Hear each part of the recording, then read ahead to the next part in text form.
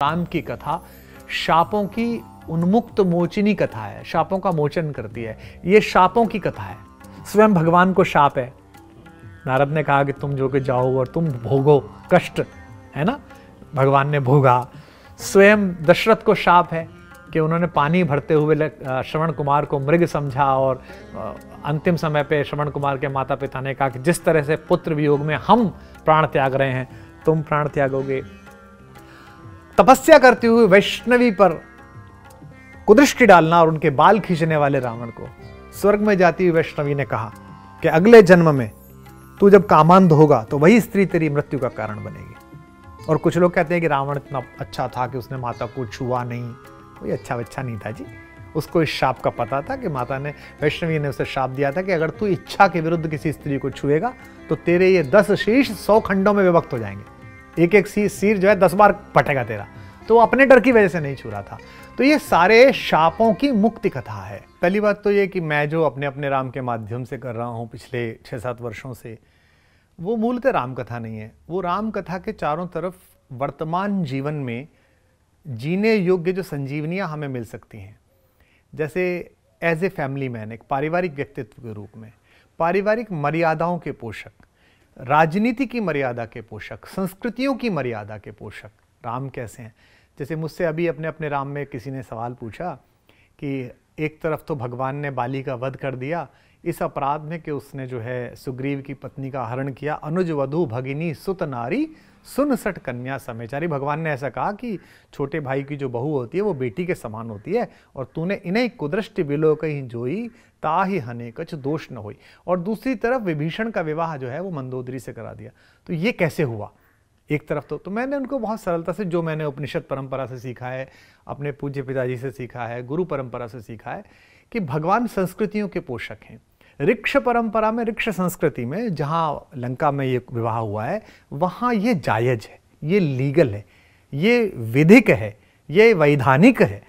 और जहाँ आपकी नैसर्गिक संस्कृति है किष्किंधा, जहाँ विशेष नर, वन्य नर, वानरः, विशेष नर इति वानरः, जंगल में मतलब बंदर नहीं, जिनमें विशेष गुण है नरों के, डाली से डाली चले जाना, लंबी छलांग लगा देना।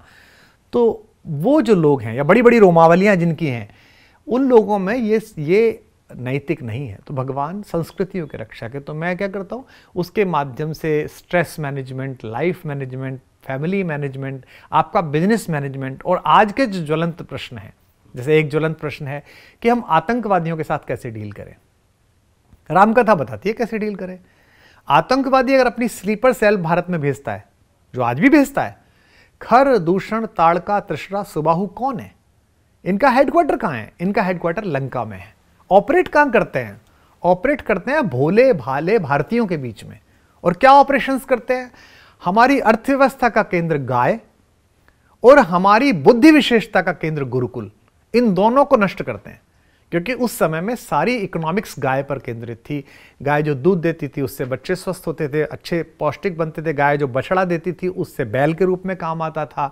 गाय जो घी बनाती थी वो हमारे परिवार में काम आता था। गौ माता जो गोबर देती थी वो हमारी लिपाई और घर बनाने के काम आता था। और गौमूत्र जो है उससे विशेष प्रकार की हम जो है अपने उर्वरक तैयार करते थे। और उसके गोबर से जो खाद बनता था उससे हमारे खेतों में सोना चांदी जैसी फसलें वो हमें पृथ्वी माता देती थी। तो हमारी पूरी इकोनॉमिक्स की धुरी क्या थी? गाय थी। तो इन्होंने उन्होंने कहा कि विप्रधेनु। अब विप्र का मतलब ये ना समझे कि आप ब्राह्मणों का बचाव करने के लिए भगवान, नहीं। विप्र अर्थात जो द्विज, जो दूसरी बार जिसका जन्म हो। द्विजायते इति द्विजः। हमारा जन्म एक बार हुआ पहले, तब तक हमें यह पता नहीं था हमारी लाइफ का मोटो क्या है। फिर हम दोबारा पैदा हुए ज्ञान के माध्यम से। आपको पता चला कि आपको वैज्ञानिक बनना है, आपको पता चला कि आपको खगोल शास्त्री बनना है, आपको पता चला कि आपको नेतृत्व क्षमता में राजनीति में जाना है, आपको पता चला आपको प्रशासनिक अधिकारी बनना है। तो ज्ञान का एक नया जन्म हुआ। तो दूसरी बार जिसका जन्म हुआ द्विज, तो उस विप्र के लिए, उस धेनु के लिए, इसके उद्धार के लिए उन्होंने मनुज रूप में अवतार लिया। तो मैं क्या प्रयास करता हूँ रामकथा के माध्यम से कि जो, और मुझे बड़ी प्रसन्नता है कि अगर 1 लाख आदमी आते हैं एक सैंपल साइज में, कभी 1.5 भी आते हैं, कभी 50,000 भी आते हैं, तो उसमें 70 से 80% लोग वो होते हैं जो 30, 35 और 40 से नीचे के हैं। अभी मुझे जयपुर में 11वीं क्लास में एक क्रिश्चियन स्कूल में पढ़ने वाले, जो Saint Mary Saint Jesus type होते हैं, उनमें पढ़ने वाले एक बच्चे ने मुझे अंग्रेजी में लंबा खत लिखा कि मैं अपनी माँ के साथ 3 दिन आया। उस बच्चे का नाम है अनिरुद्ध। तो उसने मुझे, अनिरुद्ध चतुर्वेदी, उसने मुझे लिखा कि मैं आया और मैंने 3 दिन सुना आपका ये, और मुझे इससे ये प्राप्त हुआ, मुझे ये प्रसंग अच्छा लगा, मेरी इस क्वेरी का समाधान हुआ, और मेरी कुछ और क्वेरीज भी हैं। जब आप अगले सेशन करें तो मुझे बताइएगा, I will like to attend. तो मैं यही चाहता था कि वो आए। तो राम कथा के माध्यम से जो जनता में बात जा रही है, इसके माध्यम से मैं स्वयं को भी संजीवनी दे रहा हूं। देखिए, प्रकृति का एक सामान्य नियम है, अघोषित नियम है कि प्रकृति संतुलनकारी है। जहां ज्यादा गर्मी पड़ जाए वहां बादल लाकर बरसा देती है। प्रकृति संतुलन बनाती है। माँ है, माँ संतुलन बनाती है। माँओं के काम क्या है? घर में संतुलन बनाना। 2 बच्चों के बीच झगड़ा है तो उनको समझाना, संतुलन बना देना। तो प्रकृति संतुलनकारी है।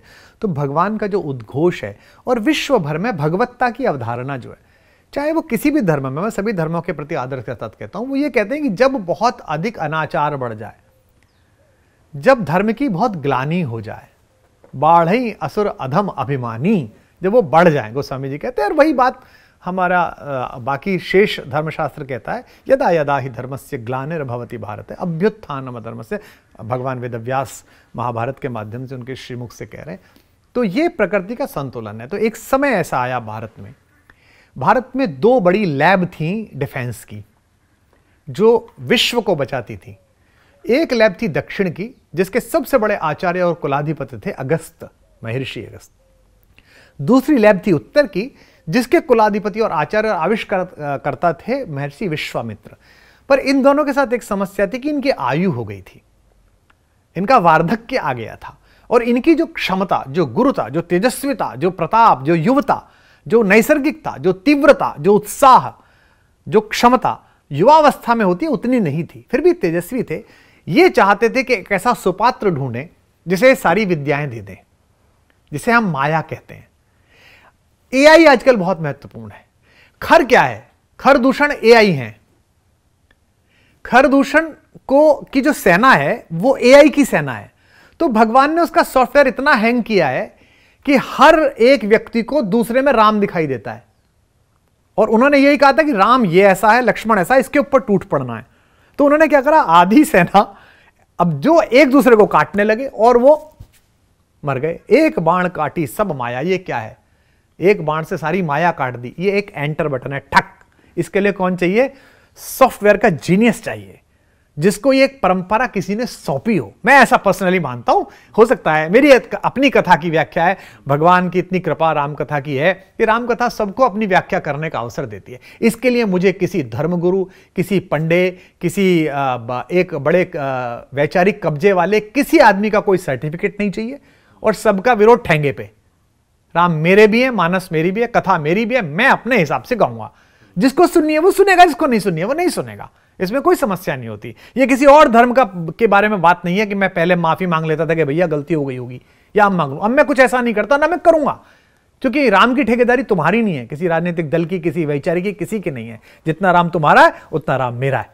तुम मर्यादा पुरुषोत्तम भगवान श्री राम बोलोगे। मैं मेरठ कमिश्नरी का रहने वाला हूं, मुझे राम कहने में ज्यादा आनंद आता है, मुझे कन्हैया कहने में ज्यादा आनंद आता है, बाकी बिहारी जी कहने में कम आनंद आता है। तुम अपने आनंद के हिसाब से बोलूंगा। तो 2 बड़ी लैब थी। एक लैब थी विश्वामित्र की, एक लैब थी अगस्त की। और इन दोनों लैब को थोड़ा कमजोर होते देखकर, इनका प्रभाव कमजोर होते देखकर स्लीपर सेल्स ने भारत में आतंक मचाया।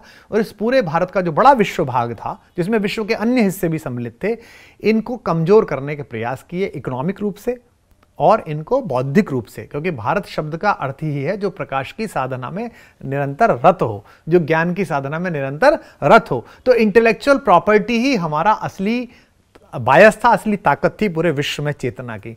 तो उन्हें एक व्यक्ति मिला जिसे भगवान का अवतार हम कहते हैं, कि भगवान विष्णु ही स्वयं आए थे। और वाल्मीकि रामायण में कहते हैं, नारद जी जब संवाद करते हैं वाल्मीकि जी से, तो श्रीमद् वाल्मीकि रामायण में भगवान वाल्मीकि द्वारा एक शब्द आता है कि रामो विग्रहवान धर्मः। राम कैसे हैं? जैसे धर्म ने ही विग्रह धारण कर लिया हो, शरीर धारण कर लिया हो। बाकी प्रशंसा है, इक्ष्वाकुवंश प्रभवो रामो नाम जन श्रुता, उनकी खूब सारी तारीफ है। बाद में कहता है रामो विग्रहवान धर्म, तो स्वयं धर्मी आ गया। तो उन्होंने एक व्यक्ति ढूंढा, एक अवतार ढूंढा, अवतार ने उन्हें ढूंढा, ऐसी संरचनाएं बनी और उन्होंने जो कुछ उनके पास था वो सब उन्हें दे दिया। और भगवान ने इसका उपयोग कैसे किया? भुज उठाए प्रणकीन निश्चरहीन मही करो। मैं जितने भी ये बुरी तत्व हैं, जितना भी असद पक्ष है, खल पक्ष है, इससे पृथ्वी को मुक्त कर दूंगा। ये भगवान ने संकल्प किया और उसको पूरा करा। तो राम का जन्म जो है, पिछले जन्म में उन्होंने कौशल्या जी से और दशरथ जी से ये वादा किया, कौशल्या से वादा किया कि माँ मैं तेरे यहाँ पैदा होऊंगा। जब पैदा हुए, जब पालने में आए तो उसी तरह विष्णु की तरह धीर गंभीर रहे, उसी तरह विष्णु की तरह तेजस्वी रहे, ना बाल लीला करें ना कुछ करें। तो माँ ने उनसे प्रार्थना करा, कीजिए शिशु लीला। जब भय प्रकट करा कृपाला में पंक्ति आती ना, कीजिए शिशु लीला, तो भगवान ने उसी तरह रोदन ठाना। भगवान ने स्वयं सोचा कि मैं रोता हूं, और उसी प्रकार फिर घुटने चलते हुए भगवान जो है दशरथ के अजिर में, आंगन में विहार करते हुए हमको दिखाई दिए। तो राम का जो आगमन है वो पृथ्वी को त्रास से मुक्त कराने के लिए, और राम की कथा शापों की उन्मुक्त मोचिनी कथा है, शापों का मोचन करती है। ये शापों की कथा है, स्वयं भगवान को शाप है। नारद ने कहा कि तुम जो कि जाओ और तुम भोगो कष्ट, है ना, भगवान ने भोगा। स्वयं दशरथ को शाप है कि उन्होंने पानी भरते हुए श्रवण कुमार को मृग समझा, और अंतिम समय पे श्रवण कुमार के माता पिता ने कहा कि जिस तरह से पुत्र वियोग में हम प्राण त्याग रहे हैं, तुम प्राण त्यागोगे। तपस्या करते हुए वैष्णवी पर कुदृष्टि डालना और उनके बाल खींचने वाले रावण को स्वर्ग में जाती हुई वैष्णवी ने कहा कि अगले जन्म में तू जब कामांध होगा तो वही स्त्री तेरी मृत्यु का कारण बनेगी। और कुछ लोग कहते हैं कि रावण इतना अच्छा था कि उसने माता को छुआ नहीं। कोई अच्छा बच्चा नहीं था जी, उसको इस शाप का पता था कि माता ने, वैष्णवी ने उसे शाप दिया था कि अगर तू इच्छा के विरुद्ध किसी स्त्री को छुएगा तो तेरे ये 10 शीश 100 खंडों में विभक्त हो जाएंगे, एक एक सिर जो है 10 बार फटेगा तेरा। तो वो अपने डर की वजह से नहीं छू रहा था। तो ये सारे शापों की मुक्ति कथा है, हर एक को एक एक शाप मिला हुआ है और वो उससे मुक्त हो रहा है। तो यदि वो कथा, भगवान राम का जन्म इतने सारे लोगों को शाप से मुक्त कर सकता है, तो मैं और आप तो छोटे से मनुष्य हैं, हमें मुक्त कर सकता है। ऐसे मैं राम के जन्म को लेता हूँ। राम जो है वो परब्रह्म है, तो उनको अलग अलग तरीके से सैकड़ों बार परम पूज्य श्री गुरु ग्रंथ साहब में राम शब्द आता है। बाबा नानक की वाणी में, वचन में बहुत बार राम शब्द आता है। लेकिन वहां का जो राम है वो अजूनी परमात्मा है। वहां का जो राम है वो एक परब्रह्म निर्गुण परमात्मा है। ऐसे ही कबीर कहते हैं, उसी बनारस में रहते हुए जहां बाबा तुलसी मानस की रचना भयदायिनी घाट पर कर रहे हैं, भदैनी पर, वहीं लहरतारा के किनारे मोक्ष पाया हुआ एक युवक वो कह रहा है कि एक राम राजा का बेटा, एक राम अंतर में बैठा। एक राम तो वो है जो अयोध्या के राजा का है। तो राम शब्द गया, रमेतीति रामः, जो रमण करता है आपके अंदर, वो पल पल जो रमण करता है प्रतिध्वनि में, वो राम है। तो अयोध्या और राम एक दूसरे से जुड़े हुए हैं। हालांकि गोस्वामी जी ये भी कहते हैं, अवध तहां जहां राम निवासु, जहां राम निवास करेंगे वहीं अयोध्या है। जब लक्ष्मण जी मांगने के लिए गए अनुमति सुमित्रा जी से कि मैं जाऊं, तो उन्होंने कहा कि जो पे राम सिया बन जाही, अगर राम और सिया बन जा रहे हैं तो अवध तुम्हार काम कछु नहीं। बेटा अयोध्या में तेरा क्या काम है? और तुझे गलत फहमी है कि मैं तेरी माँ हूं। तेरी माँ तो वैदेही है, पिता राम सब भांति सनेही, और राम तेरे पिता हैं। और ये अगर दोनों जा रहे हैं तो कहा दिवस जहां भानु प्रकाशु, दिवस कहां होगा? जहां सूर्य निकलेगा। और अयोध्या कहां होगी? जहां राम रहेगा। तो इस पूरे भारत को अपने चरणों से छूकर भगवान ने अयोध्या बनाया है। तो एक अयोध्या जी तो हैं, लेकिन पूरे भारत में जहां जहां से भगवान का जाना हुआ है, राम वनगमन पथ अगर आप भारतीय मानचित्र पे बनाइए तो राम यूं चले, इलाहाबाद आए, इलाहाबाद से यूं गए, दंडकारण्य आए, लौट के गोदावरी तट पे आए और फिर नीचे गए। तो आप ध्यान से अगर उस पर एक पेंसिल फेर दें तो वो अक्षर बनता है रे। तो मैं जब उसको देखता हूं तो मुझे लगता है कि भगवान ने भारत भूमि पे अपने चरणों से इनिशियल कर दिया। जैसे होता है ना छोटे से हस्ताक्षर बिठा देना चिड़िया, ऐसे इनिशियल बिठा दिया है अपना, उसी मार्ग से निकले भगवान।